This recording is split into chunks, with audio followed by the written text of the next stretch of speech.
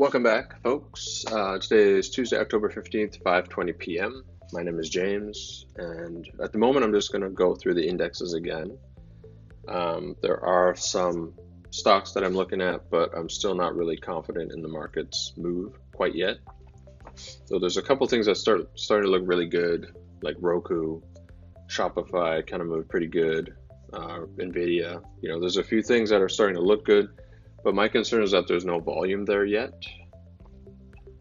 And so I don't really want to start making picks and trying anything yet. And I'll show you why also on the indexes. So looking at the S&P 500, you can see I have this big symmetrical triangle.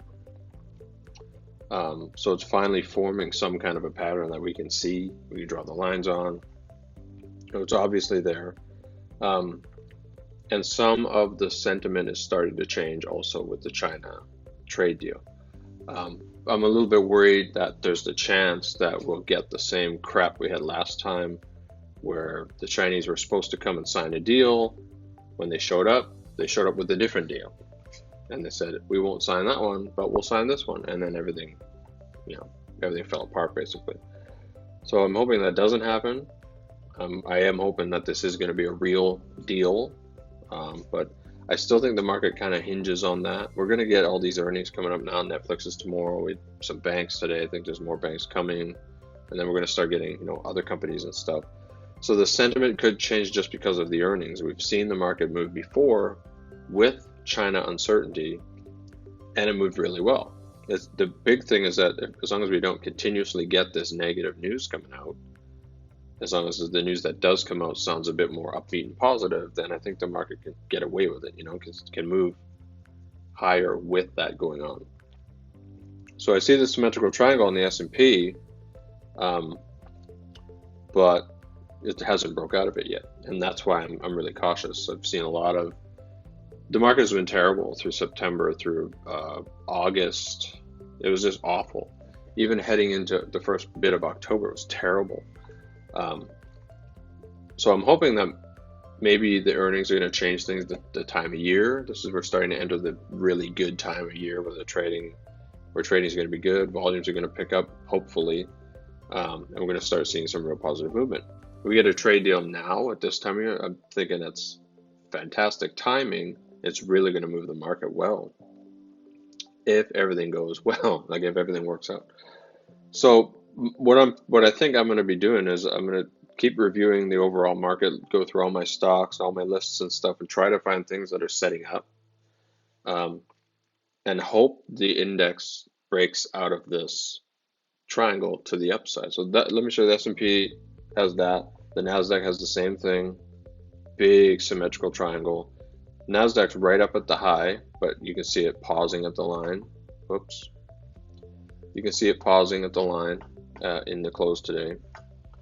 Now, more earnings coming out, getting more momentum in the market could absolutely pull it out of there, which would be good. And I think that if the China trade news stays somewhat positive, or we don't get any, we just have this idea that a trade deal is in the works and it's almost done, and we just don't hear anything from anybody, but we start getting news in other places like good earnings, and then we start getting actual momentum in those stocks, and obviously we could absolutely get a Nasdaq and an S&P that are breaking through these upper lines. The Russell is in this channel. There's a big channel.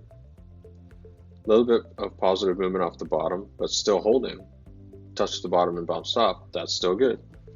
The Russell always kind of moves differently than the other indexes, but the Dow also has the symmetrical triangle on it. The Dow is pretty much a clone of the S&P. It's going to move the same way, or the S&P is going to move the same way as the Dow, right? They're going to look the same. So I'm going to wait to see if earnings are good enough to break the S&P out of this triangle to the upside before I make another trade. I got beat up, like a lot of people probably did, because nothing worked. So I'm just going to keep waiting. But I see the patterns here. There is a base. It's setting up to move. There are some moves happening underneath the indexes like Roku. Let me just show you Roku here. Okay. Roku had this base down here, or this resistance point right here, that it broke out of and fell all the way back underneath it, and there was a bear flag right there that could have been shorted. I didn't do any of this because I just didn't like the market. I was just trying to avoid everything. So there was a bear flag there, it fell out, and then it made another base here and came back up to the same breakout level and broke out again.